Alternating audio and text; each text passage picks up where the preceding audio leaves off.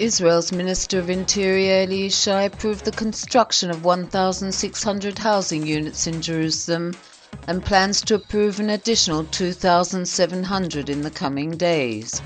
Aides close to Yishai said the aim is to alleviate the housing situation in the capital.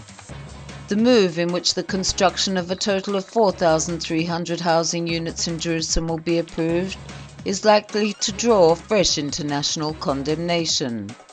On Thursday, the minister approved the construction of 1,600 new housing units in Ramat Shlomo, located in northeast Jerusalem.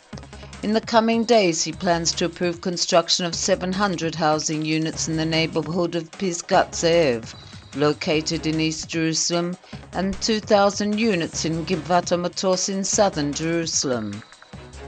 Thursday's announcement came days after the ministry's Housing and Planning Committee approved the construction of 700 housing units in Har Homa, drawing sharp condemnation from the United States and European Union.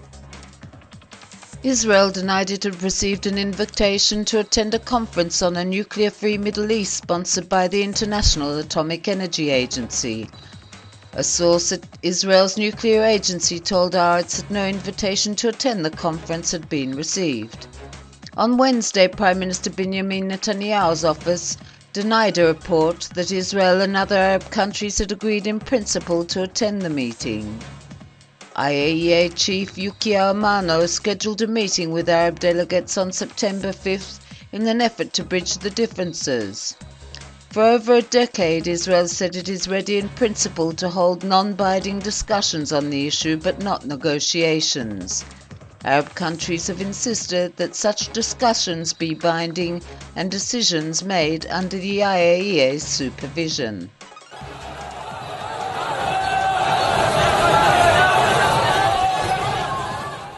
Syrian security forces entered the northwestern city of Sarakib early Thursday, the Syrian Observatory for Human Rights said.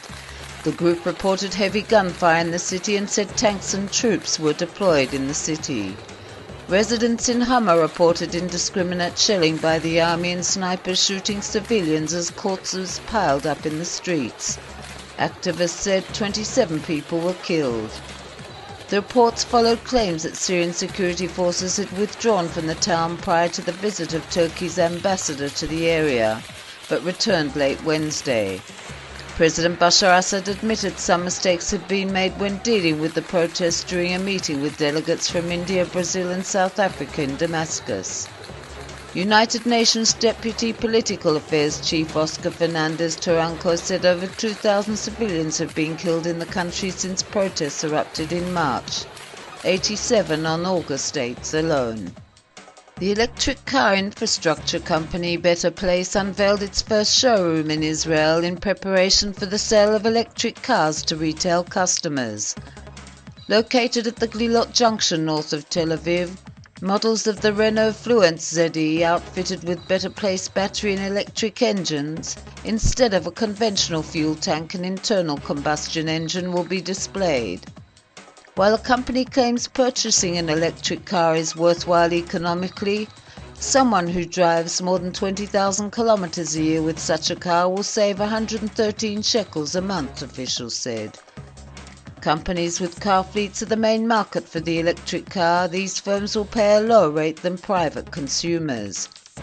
Better Place is offering two models of the Renault Fluence, the more basic Expression, which cost 123,000 shekels, and the upgraded Dynamic, which cost 130,000 shekels.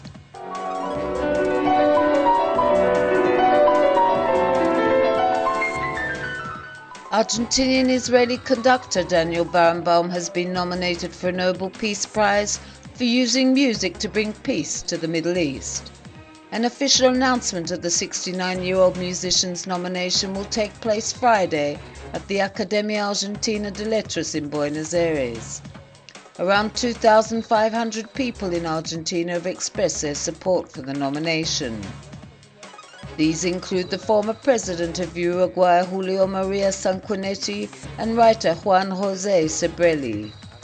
Along with his friend, late Palestinian intellectual Edward Said, Barenboim brought together young Arabs, Israelis and Iranians to form an orchestra in 1999, the West Eastern Divan Orchestra, which tours the world.